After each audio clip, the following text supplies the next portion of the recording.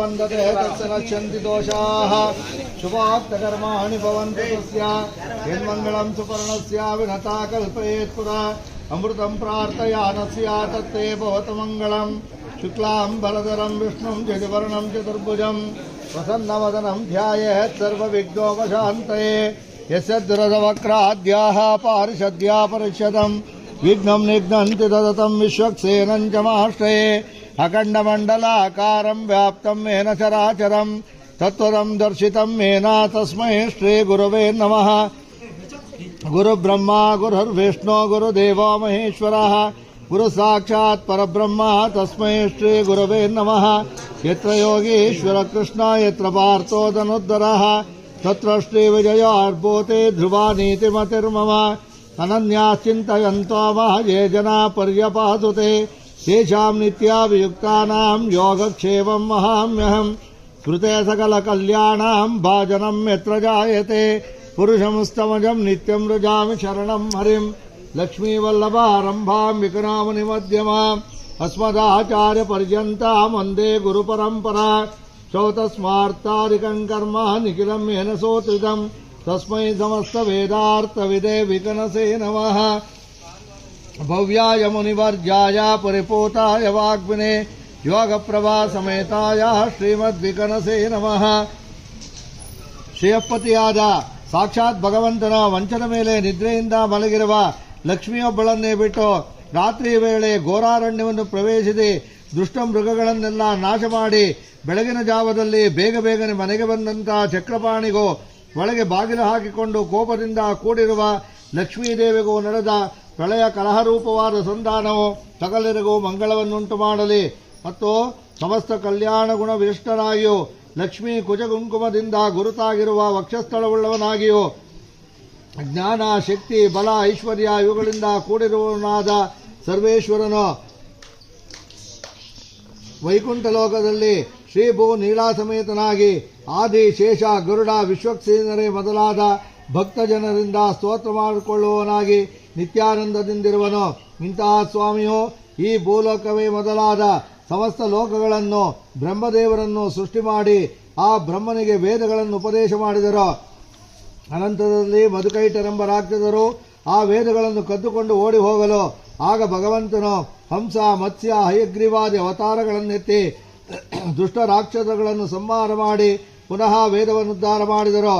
ಹೀಗೆ ದುಷ್ಟರನ್ನು ಸಂಹಾರ ಮಾಡಿದ ಸ್ವಾಮಿಯು ಕೃತಯುಗದಲ್ಲಿ ನರಸಿಂಹಾವತಾರವನ್ನು ಮಾಡಿ ಹಿರಣ್ಯಾಕ್ಷನೇ ಮೊದಲಾದ ರಾಕ್ಷಸರುಗಳನ್ನು ಸಂಹಾರ ಮಾಡಿ ಪ್ರಹ್ಲಾದನೇ ಮೊದಲಾದ ಶಿಷ್ಯರನ್ನು ಸಾಧು ಸಂತರನ್ನು ಕಾಪಾಡಿದರು. ತ್ರೇತಾಯುಗದಲ್ಲಿ ರಾಮಾವತಾರವನ್ನು ಅಂಗೀಕರಿಸಿ ರಾವಣ, ಕುಂಭಕರ್ಣ ಮುಂತಾದ ದುಷ್ಟರನ್ನು ಸಂಹರಿಸಿ ವಿಭೀಷಣ, ಅಂಗದ, ಹನುಮಂತ ಮೊದಲಾದ ಶಿಷ್ಟರನ್ನು ಪರಿಪಾಲಿಸಿದರು. ಅದೇ ಸ್ವಾಮಿಯವರು ದ್ವಾಪರ ಯುಗದಲ್ಲಿ ಕೃಷ್ಣಾವತಾರವನ್ನು ಎತ್ತಿ ಶಿಶುಪಾಲ, ದಂತವಕ್ರ ಮೊದಲಾದ ದುಷ್ಟ ರಾಕ್ಷಸಗಳನ್ನು ನಿಗ್ರಹಿಸಿ ಕುಚೇಲ, ಧರ್ಮರಾಜ ಮುಂತಾದ ಶಿಷ್ಟರನ್ನು ಪರಿಪಾಲಿಸಿದರು. ಈ ಕಲಿಯುಗದಲ್ಲಿ ಸ್ವಾಮಿಯು ಆ ರೀತಿಯಾಗಿ ಪ್ರತ್ಯಕ್ಷ ಅವತಾರವನ್ನು ತಾಳದೆ ಶಾಸ್ತ್ರದಂತೆ ಅರ್ಚಾವತಾರವನ್ನು ಸ್ವೀಕರಿಸಿ ತನ್ನನ್ನು ಭಜಿಸುವ ಭಕ್ತರ ಮನೋಭೀಷ್ಟಗಳನ್ನು ನೆರವೇರಿಸುತ್ತಿರುವರು.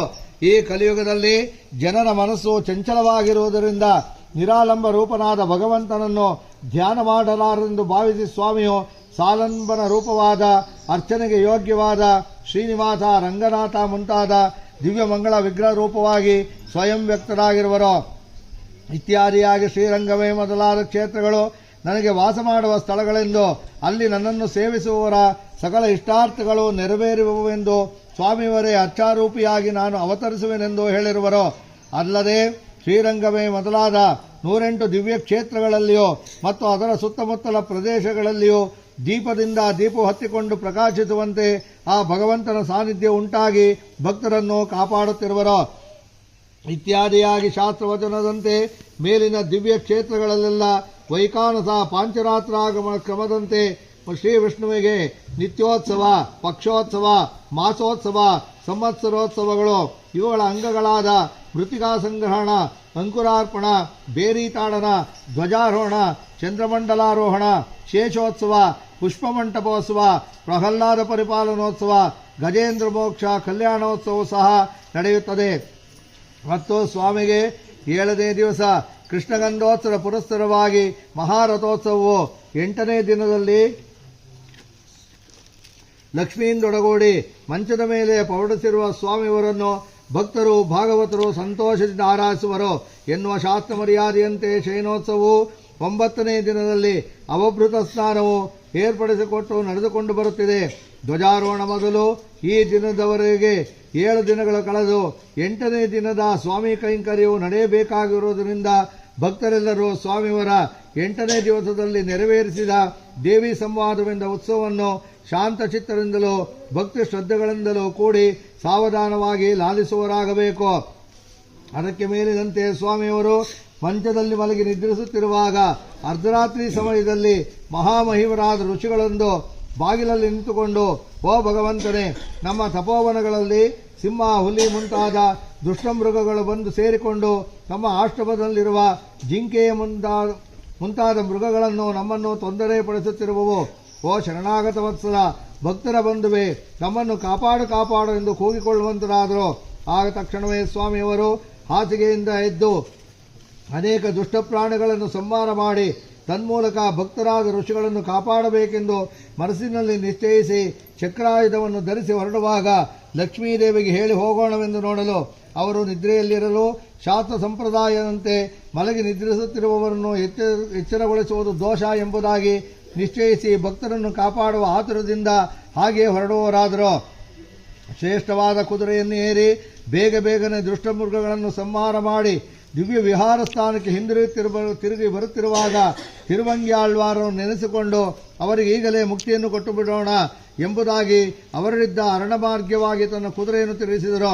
ತಿರುವಂಗಿಯಾಳ್ವಾರ್ ಎಂಬುವರು ದಾರಿಯಲ್ಲಿ ಹೊಂಚು ಹಾಕುತ್ತಾ ಸಿಕ್ಕಿದ್ದನ್ನು ದೋಚಿಕೊಳ್ಳುತ್ತಾ ದೊರೆತದ್ದು ಎಲ್ಲವನ್ನೂ ಆ ಭಗವಂತನ ಸೇವೆಗಾಗಿ ದಾರಿ ಎರೆಯುತ್ತಾ ಇದ್ದರು.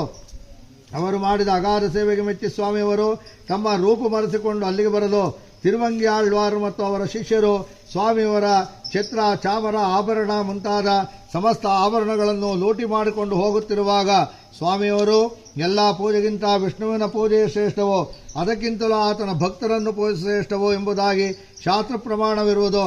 ಅದನ್ನು ನಾನೇ ಆಚರಣೆಗೆ ತಂದು ಜಗತ್ತಿಗೆ ಮಾರ್ಗದರ್ಶಿಯಾಗಬೇಕೆಂದು ಯೋಚಿಸಿ ತಮ್ಮ ಕುದುರೆಯನ್ನು ಓಡಿಸುತ್ತಾ ಹೋಗಿ ಆ ತಿರುವಂಗಿ ಆಳ್ವಾರ್ ತಲೆಯ ಮೇಲೆ ವರದ ಹಸ್ತವನ್ನಿಟ್ಟರು. ಆಗ ಕೇಳಬೇಕೆ, ಆಳ್ವಾರ್ ದಿವ್ಯ ಜ್ಞಾನವನ್ನು ಹೊಂದಿ ಎದುರಿಗೆ ನಿಂತಿರುವ ಸ್ವಾಮಿಯವರ ಪಾದಗಳಿಗೆ ನಮಸ್ಕರಿಸಿ ತನ್ನಿಂದ ಸರ್ವಾಪರಾಧವಾಯಿತೆಂದು ಪುನಃ ನಮಸ್ಕರಿಸಿದರು. ತನ್ನ ಸೇವಕರನ್ನ ಕರೆಯಿಸಿ ಅಪಹರಿಸಿದ ಸಮಸ್ತ ಪದಾರ್ಥಗಳನ್ನು ಸ್ವಾಮಿಯವರಿಗೆ ಸಮರ್ಪಿಸಿ ಸ್ವಾಮಿಯವರಿಂದ ತಮ್ಮ ಮನೋರಥವನ್ನು ಈಡೇರಿಸಿಕೊಂಡರು. ಈ ಕಾರಣಗಳಿಂದಲೂ ಸ್ವಾಮಿಯವರು ಜಾಗೃತಿಯಾಗಿ ತಮ್ಮ ವಾಸಸ್ಥಾನಕ್ಕೆ ಹಿಂದಿರುಗಲು ಸಾಧ್ಯವಾಗಲಿಲ್ಲ. ಹೀಗೆ ತನ್ನ ಭಕ್ತರನ್ನು ಕಾಪಾಡುವ ಆತರದಲ್ಲಿ ಲಕ್ಷ್ಮಿಯನ್ನು ಸಹ ಮರೆತು ಅನಂತರ ಜ್ಞಾಪಿಸಿಕೊಂಡು ಬೇಗನೆ ಮನೆಗೆ ಬಂದಂತ ಸ್ವಾಮಿಯು ನಮ್ಮೆಲ್ಲರಿಗೂ ಮಂಗಳವನ್ನುಂಟು ಮಾಡಲಿ.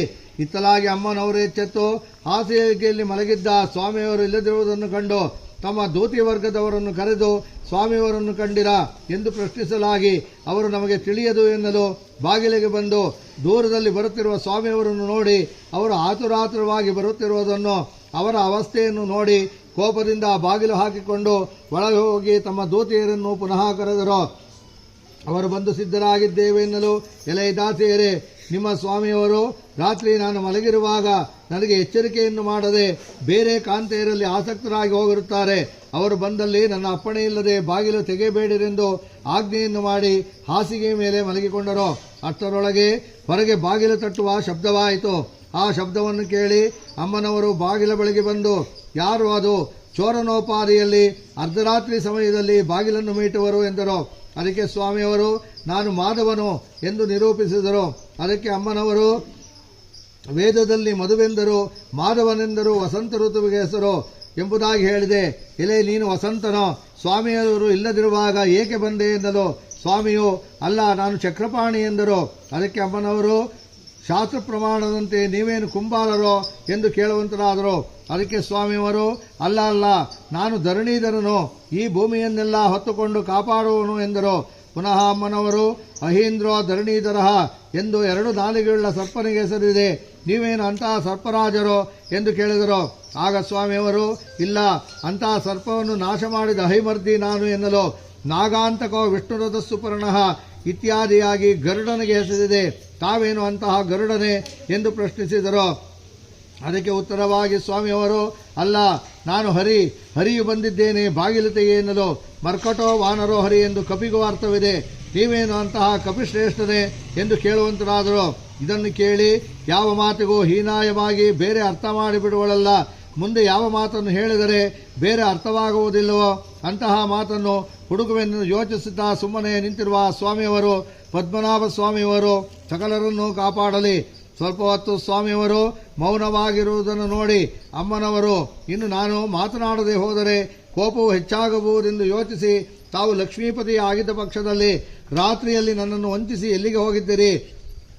ಯಾವಾಗಲೂ ತಮ್ಮ ಪಾದಸ್ಮರಣೆಯಲ್ಲೇ ನೆಟ್ಟ ಮನಸ್ಸುಳ್ಳ ನನ್ನನ್ನು ಬಿಟ್ಟು ಬೆಳಗಿನ ಜಾವದವರೆಗೂ ಎಲ್ಲಿ ಬಿಜಿ ಮಾಡಿಸಿದ್ದೀರಿ? ಇದೆಲ್ಲವನ್ನು ನಿಜವಾಗಿ ನನಗೆ ತಿಳಿಸಬೇಕೆಂದು ಹೇಳಿದರು. ಆ ಮಾತನ್ನು ಕೇಳಿ, ಎಲೆ ಲಕ್ಷ್ಮೀ ಲಾಲಿಸು, ಕಾಡಿನ ಮೃಗಗಳು ತಪೋಧನಾದ ಋಷಿಗಳನ್ನು ಬಾರಿಸಲು ಅವರು ಬಂದು ಬಹಳವಾಗಿ ದುಃಖಿಸುತ್ತಾ ಸ್ವಾಮಿಯೇ ಕಾಪಾಡು ಎಂದು ಪ್ರಾರ್ಥಿಸಲು ಅವರ ಕಷ್ಟ ನಿವಾರಣೆಗೋಸ್ಕರ ಕಾಡಿಗೆ ಹೋಗಿ ದುಷ್ಟ ಪ್ರಾಣಿಗಳನ್ನೆಲ್ಲ ಸಂಹಾರ ಮಾಡಿ ಜಾಗೃತಿಯಾಗಿ ಹಿಂದಿರುಗಿ ಬಂದಿರುವೆನು. ಇದೇ ನಿಜವಾದ ಸಂಗತಿ ಎಂದು ಉತ್ತರ ಹೇಳಿದರು. ಇರಬಹುದು ಸ್ವಾಮಿ, ಇರಬಹುದು. ತಾವು ಬೇಟೆಯಾಡುವುದಕ್ಕೆ ಹೋಗಿರಬಹುದು. ಆದರೆ ಕಣ್ಣು ಕೆಂಪಾಗಿರುವುದೇನು? ತುಟಿಯಲ್ಲಿ ಗಾಯವಾಗಲು ಕಾರಣವೇನು? ತಲೆ ಕೂದಲು ಕೆದರು ಹೋಗಿರುವುದಕ್ಕೆ ಕಾರಣವೇನಿದ್ದೀತು? ಮುಖವೆಲ್ಲ ಬೆವರು ಹನಿಗಳಿಂದ ತುಂಬಿದೆ. ಇದನ್ನೆಲ್ಲ ನೋಡಿದರೆ ತಾವು ನನ್ನನ್ನು ವಂಚಿಸಿ ರಾತ್ರಿ ಕಳೆಯವರೆಗೂ ಬೇರೆ ಕಾಂತೆಯರಲ್ಲಿ ಆಸಕ್ತರಾಗಿದ್ದು ಈಗ ಓಡಿ ಬಂದಿರುವಂತೆ ಕಾಣುತ್ತದೆ. ತಾವು ತಮ್ಮ ಸ್ಥಿತಿಗತಿಗಳನ್ನು ನೋಡಿಕೊಂಡು ಸಮಾಧಾನವಾಗುವಂತೆ ಉತ್ತರ ಕೊಡಿರೆನ್ನಲು ಅದಕ್ಕೆ ಸ್ವಾಮಿಯವರು ಅಪ್ಪಣೆ ಕೊಡಿಸುತ್ತಾರೆ. ಎಲೆ ಲಕ್ಷ್ಮಿಯೇ ಕೇಳು, ನಮ್ಮ ಶರೀರದಲ್ಲಿ ಅನ್ಯ ಸ್ತ್ರೀಯು ಧರಿಸಿಕೊಂಡ ಗಂಧವಿರುವುದೆಂದು ಸಂದೇಹ ಪಡಬೇಡ. ಅದು ಕಾಡಿನಲ್ಲಿ ಸಂಚರಿಸುವಾಗ ವನದೇವತೆಗಳು ಸುರಿಸಿದ ಗಂಧವಲ್ಲದೆ ಮತ್ತೆ ಬೇರೆಯಲ್ಲ. ವೇಗವಾಗಿ ಬೀಸುವ ಗಾಳಿಯಿಂದ ತಲೆಯ ಗಂಟು ಬಿಚ್ಚಿ ಹೋಗಿ ಕೂದಲೆಲ್ಲ ಕೆದರುಕೊಂಡಿದೆ. ಕುದುರೆ ಮೇಲೆ ಕೂತು ಆ ಕಡೆ ಈ ಕಡೆ ಓಡಾಡುವ ಬರದಲ್ಲಿ ಮುಖವು ಬೆವರಿತು, ಕಾಂತಿಯು ಕುಗ್ಗಿತು, ಆಯಾಸವು ತಲೆದೋರಿತು, ಕಣ್ಣು ಕೆಂಪಾಯಿತು, ಬಟ್ಟೆ ತಗಲಿ ಮೈಗೆ ಸವರಿಕೊಂಡಿದ್ದ ಚಂದನ ಉದುರಿತು, ಮುಳ್ಳು ಚುಚ್ಚಿಕೊಳ್ಳೋಣವಾದ್ದರಿಂದ ಮೈಯೆಲ್ಲ ಗಾಯವಾಯಿತು. ಹೀಗಿದೆಲ್ಲವೂ ದುಷ್ಟ ನಿಗ್ರಹಕ್ಕಾಗಿ ಮಾಡಿದ ಯುದ್ಧದ ದೋಷಗಳೇ ಹೊರತು ಅನ್ಯಕಾಂತರೆಯಲ್ಲಿ ನಿಜವಾಗಿಯೂ ನಾನು ಆಸಕ್ತನಾಗಿಲ್ಲವೋ ಎಂದು ಹೇಳಿದರು. ಆಗ ಲಕ್ಷ್ಮೀದೇವಿಯು, ಎಲೆ ಸ್ವಾಮಿ, ತಾವು ಹೇಳುವುದೆಲ್ಲ ಬೇಟೆಯಿಂದಾದ ಲಕ್ಷಣಗಳೇ ಇರಬಹುದು. ಆದರೆ ತುಟಿಯಲ್ಲಿ ಗಾಯವು ಕೆಂಪು ಉಂಟಾಗಲು ಕಾರಣ ತಿಳಿಯಲಿಲ್ಲ ಎನ್ನಲು. ಆಗ ಭಗವಂತನು, ಎಲೆ ಲಕ್ಷ್ಮಿ, ಕಾಡಿನಲ್ಲಿರುವ ದುಷ್ಟಮೃಗಗಳು ರಾಕ್ಷಸರು ಭಯದಿಂದ ನಡುಗುವಂತೆ ಪದೇ ಪದೇ ಶಂಖವನ್ನು ಊದುತ್ತಾ ಇದ್ದುದರಿಂದ ಈ ರೀತಿ ಗಾಯವಾಯಿತು. ನೀನು ಇಷ್ಟು ಸಂಶಯವುಳ್ಳವಳಾಗಿ ನನ್ನನ್ನು ಪ್ರಶ್ನೆ ಮಾಡುತ್ತಿದ್ದೀಯೇ. ನಾನು ಎಷ್ಟು ಹೇಳಿದರೂ ನಿನಗೆ ನಂಬಿಕೆ ಬರುವುದಿಲ್ಲ. ಆದ್ದರಿಂದ ಸಾಕ್ಷಿಗಳನ್ನು ಕರೆದುಕೊಂಡು ಬಂದು ಸಾಕ್ಷಿ ಹೇಳಿಸುತ್ತೇನೆ. ಆಗಲಾದರೂ ನಂಬಿಕೆ ಉಂಟಾಗಬಹುದಲ್ಲವೇ? ಅಗಾಧವಾದ ಮಡುವಿನಲ್ಲಿ ಬೇಕಾದರೂ ಬೀಳುತ್ತೇನೆ. ನಾನು ಸತ್ಯವನ್ನೇ ಹೇಳಿದ್ದರೆ ನೀರು ನನ್ನನ್ನು ಮುಳುಗಿಸುವುದಿಲ್ಲ. ಆ ಪ್ರಮಾಣವು ಬೇಡವೆಂದರೆ ಮಡಕೆಯೊಳಗೆ ಮುಚ್ಚಿಟ್ಟಿರುವ ಘಟಸರ್ಪವನ್ನಾದರೂ ಕೈ ಹಾಕಿ ಎಳೆದುಕೊಡುತ್ತೇನೆ. ಒಂದು ವೇಳೆ ನಾನು ಸುಳ್ಳು ಹೇಳಿದ್ದರೆ ಆ ಸರ್ಪವು ನನ್ನನ್ನು ಕಚ್ಚುತ್ತದೆ. ನಿಜವನ್ನು ಹೇಳಿದ್ದರೆ ಕಚ್ಚುವುದೇ ಇಲ್ಲ. ಜ್ವಾಜ್ವಾಲ್ಯಮಾನ್ಯವಾಗಿ ಉರಿಯುತ್ತಿರುವ ಬೆಂಕಿಯಲ್ಲಿ ಬೇಕಾದರೂ ಧೈರ್ಯವಾಗಿ ಕುಳಿತುಕೊಂಡು ಮರಳಿ ಬಂದೇನು. ಅದು ಪ್ರಮಾಣವಲ್ಲವೆಂದರೆ ಯಾವ ದೇವತೆ ಹೆಸರಿನಲ್ಲಾದರೂ ಆಣೆ ಇಟ್ಟುಕೊಳ್ಳುತ್ತೇನೆ ಅಥವಾ ದಾಟುತ್ತೇನೆ. ಅದರಲ್ಲಿಯೂ ನಂಬಿಕೆ ಇಲ್ಲವೆಂದರೆ ತಕ್ಕಡಿಯಲ್ಲಿ ಒಂದು ಕಡೆ ಧರ್ಮವನ್ನು ಒಂದು ಕಡೆ ನನ್ನನ್ನು ಇಟ್ಟು ತೂಗಿಸಿಕೊಳ್ಳುತ್ತೇನೆ. ಆಗ ನನ್ನಲ್ಲಿ ಸುಳ್ಳು ಮೊದಲಾದ ಅಧರ್ಮವಿದ್ದರೆ ಧರ್ಮದ ಕಡೆ ತಕ್ಕಡಿಯ ತೂಕ ಹೆಚ್ಚಾಗುವುದು, ನನ್ನ ಕಡೆ ತಕ್ಕಡಿಯ ಲಘುವಾಗಿ ಮೇಲೆ ಬರುವುದು. ಇದಿಷ್ಟು ನಿನ್ನ ನಂಬಿಕೆಗಾಗಿ ನಾನು ಕೊಡುವ ಸಾಕ್ಷಿಗಳು ಎಂದರು. ಅದಕ್ಕೆ ಅಮ್ಮನವರು ಆ ಸಾಕ್ಷಿಗಳನ್ನು ನಿರಾಕರಿಸುತ್ತಾರೆ. ಸಮುದ್ರವೇ ನಿನಗೆ ಹಾಸಿಗೆಯಾಗಿರುವಾಗ ಮಡುವಿನ ನೀರು ನಿನ್ನನ್ನು ಏನು ಮಾಡೀತು? ಆದಿಶೇಷನೇ ನಿನಗೆ ತಲದಿಂಬಾಗಿರುವಾಗ ಮಡಿಕೆಯ ಹಾವು ನಿನ್ನನ್ನು ಕಚ್ಚುವುದುಂಟೆ? ಅಗ್ನಿದೇವನು ನಿನ್ನ ದಿವ್ಯ ಜ್ಯೋತಿಯ ಒಂದು ಕಿಡಿಯಾಗಿರುವನು. ಬಾಕಿಯ ದೇವತೆಗಳೆಲ್ಲರೂ ನಿನ್ನ ಸೇವಕರೇ ಆಗಿರುವರು. ನಿನ್ನ ಉದರದಲ್ಲಿ 14 ಲೋಕಗಳು ಇರುವೆಂದು ಶಾಸ್ತ್ರವು ಹೇಳುವುದು. ತಕ್ಕಡಿಗೆ ಹಾಕಿದರೆ ನಿನ್ನ ಭಾರವೇ ಹೆಚ್ಚಾಗುವುದು. ಆದುದರಿಂದ ತಾವು ಅಪ್ಪಣೆ ಕೊಡಿಸಿದ ಸಾಕ್ಷಿಗಳೆಲ್ಲವೂ ವ್ಯರ್ಥವೆನ್ನಲು ಆ ಮಾತನ್ನು ಕೇಳಿ ನಗುತ್ತಲಿರುವ ಸ್ವಾಮಿಯವರು ನಮ್ಮನ್ನು ಕಾಪಾಡಲಿ. ಎಲೆ ಲಕ್ಷ್ಮಿ, ಚಂದ್ರನು, ಬ್ರಹ್ಮನು, ಇಂದ್ರನು, ಹರನು ಇವರುಗಳು ಸಾಕ್ಷಿ ಎನ್ನಲು ಅಮ್ಮನವರು ಈ ಸಾಕ್ಷಿಗಳನ್ನು ಖಂಡಿಸುತ್ತಲಿದ್ದಾರೆ. ಚಂದ್ರನು ಎಂತಹ ಸಾಕ್ಷಿ? ಗುರುಪತ್ನಿಯನ್ನೇ ಸ್ವೀಕರಿಸಿದನು. ಬ್ರಹ್ಮನು ಎಂತಹ ಸಾಕ್ಷಿ? ಮನ್ಮಥ ಬಾಣಕ್ಕೆ ಸಿಕ್ಕಿ ತನ್ನ ಮಗಳಾದ ಸರಸ್ವತಿಯನ್ನೇ ಮದುವೆ ಮಾಡಿಕೊಂಡನು. ಇಂದ್ರನು ಮಹಾಸತ್ಯವಂತನು. ಅವನು ಗೌರವವರು ಮನೆಯಲ್ಲಿಲ್ಲದಿರುವಾಗ ಕಳ್ಳನಂತೆ ಅವರ ಮನೆಯನ್ನು ಹೊತ್ತು ಹೊಕ್ಕುವ ಅಹಲ್ಯಾಸಂಗ ಮಾಡಿದನು. ಈಶ್ವರನು ಪರಸ್ತ್ರೀಯಾದ ಗಂಗೆಯನ್ನು ತಲೆಯ ಮೇಲೆ ಇಟ್ಟುಕೊಂಡಿರುವನು ಎಂಬುದಾಗಿ ಸಕಲ ಸಾಕ್ಷಿಗಳನ್ನು ನಿರಾಕರಿಸಿದರು. ಎಲೆ ಪ್ರಿಯ ಪತ್ನಿಯಾದ ಲಕ್ಷ್ಮಿ, ನೀನು ನನ್ನ ಮಾತಿನಲ್ಲಿ ವಿಶ್ವಾಸ ಬಿಡುವುದಿಲ್ಲ. ಸಾಕ್ಷಿ ಪ್ರಮಾಣಗಳನ್ನು ದೋಷಿಸುತ್ತೆಯೇ? ಎಲೆ ಕಮಲವಾಸಿನಿ, ಇನ್ನು ನನಗೆ ಯಾರು ಗತಿ?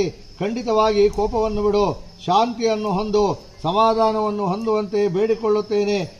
ಎಲೆ ಕಮಲದಂತೆ ಕಣ್ಣುಳ್ಳ ಪ್ರಿಯೆಯೇ, ಈಗ ನೀನು ಸಮಾಧಾನವನ್ನು ತೆಗೆದುಕೊಂಡರೆ ನಿನಗೆ ಅದರಿಂದ ಸುಖವುಂಟು, ಎಲ್ಲರಿಗೂ ಮಂಗಳವಾಗುತ್ತದೆ. ಎಲೆ ಪ್ರಿಯಳೆ, ತಪ್ಪು ಮಾಡಿದವರಿಗೆ ಶಿಕ್ಷೆ ಏನೆಂದರೆ ಹಗ್ಗಗಳಿಂದ ಬಿಗಿಯುವುದು, ಬೆಟ್ಟದಿಂದ ತಳ್ಳುವುದು, ಸಮುದ್ರದಲ್ಲಿ ಮುಳುಗಿಸುವುದು, ಕೈ ಕಟ್ಟುವುದು, ಚಾವಟಿಯಿಂದ ಹೊಡೆಯುವುದು, ಕತ್ತಳೆಯ ಕೋಣೆಯಲ್ಲಿ ತಳ್ಳುವುದು ಇತ್ಯಾದಿ ಅಷ್ಟೇ. ಅದರಂತೆ ನಾನು ಸಹ ಅಪರಾಧಿ ಎಂದು ನಿನಗೆ ತೋರಿ ಬಂದಿರುವ ಪ್ರಯುಕ್ತ ನಿನ್ನ ತೋಳುಗಳೆಂಬ ಹಗ್ಗಗಳಿಂದ ಆಲಿಂಗನ ಮಾಡುವ ನೆಪದಿಂದ ಕಟ್ಟಿಹಾಕು. ಪರ್ವತದಂತೆ ಉನ್ನತವಾಗಿರುವ ನಿನ್ನ ಸ್ತನಗಳ ಮೇಲಿಂದ ತಳ್ಳಿಬಿಡು. ನಿನ್ನ ಪ್ರೀತಿ ಎಂಬ ಸಮುದ್ರದಲ್ಲಿ ಮುಳುಗಿಸು. ಕಡೆಗಣ್ಣಿನ ಕಿರುನೋಟವೆಂಬ ಬಳೆಗಳಿಂದ ಬಿಗಿಯಾಗಿ ಬಿಗಿ. ನಿನ್ನ ಉಗುರುಗಳಿಂದ ಗಾಯ ಮಾಡು. ನಿನ್ನ ಶಯನ ಗೃಹಕ್ಕೆ ಎಳೆದುಕೊಂಡು ಹೋಗಿ ಬಾಗಿಲನ್ನು ಮುಚ್ಚಿಬಿಡು. ಇಷ್ಟೋ ಶಿಕ್ಷೆಯನ್ನು ಮಾಡು ಎಂದು ಸ್ವಾಮಿಯವರು ಅಪ್ಪಣೆ ಕೊಡಿಸಲಾಗಿ ಅಮ್ಮನವರು ಅದಕ್ಕೂ ಮಾತನಾಡದೆ ಸುಮ್ಮನಿದ್ದರು. ಎಲೆ ಕೋಮಲವಾದ ಶರೀರವುಳ್ಳ ಲಕ್ಷ್ಮಿಯೇ, ಕೋಪವನ್ನು ಬಿಡು. ನನ್ನನ್ನು ನೋಡು.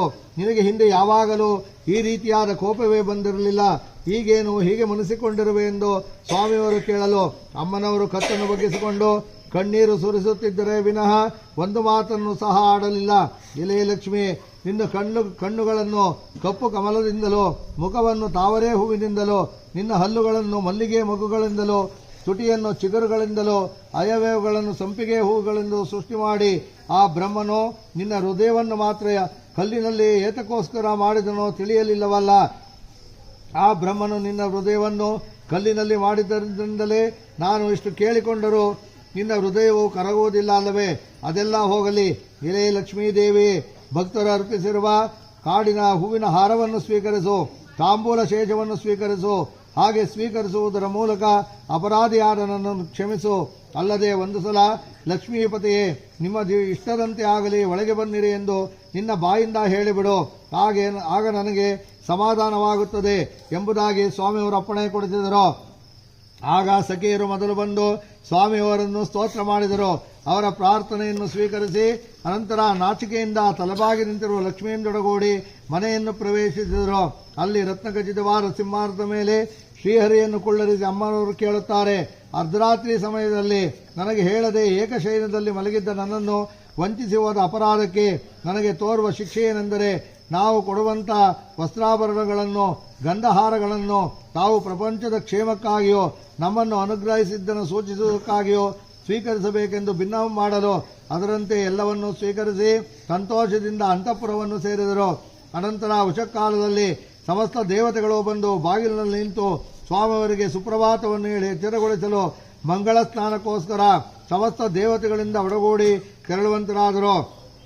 ಅಂತಹ ಪರಬ್ರಹ್ಮನಿಂದಲೂ ಪೂಜಿಸಲ್ಪಟ್ಟ ಪಾದವುಳ್ಳವನು ಸಮಸ್ತ ಪಾಪಗಳನ್ನು ಹೋಗಲಾಡಿಸಕ್ಕವನು ಲಕ್ಷ್ಮೀ ಸಹಾಯಕನು ಆದ ಸ್ವಾಮಿಯು ಈ ರಥೋತ್ಸವ ಸೇವೆಗೋಸ್ಕರ ಬಂದಿರತಕ್ಕ ಸಕಲ ಭಕ್ತರಿಗೂ ಮಂಗಳವನ್ನುಂಟು ಮಾಡಲಿ ಮತ್ತು ಸಂಪತ್ತನ್ನು ಕೊಡಲಿ.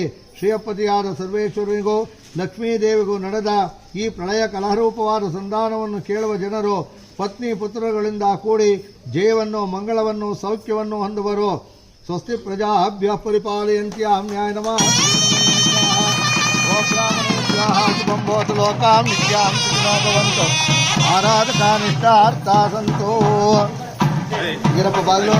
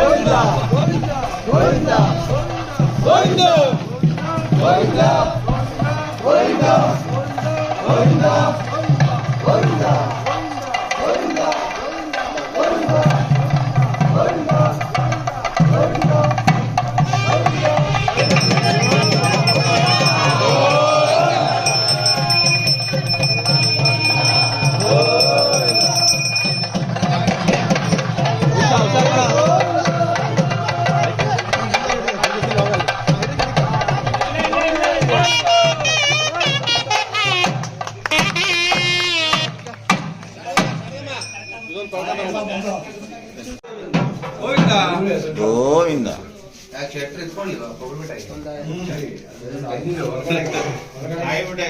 ಅವ್ರದ್ದು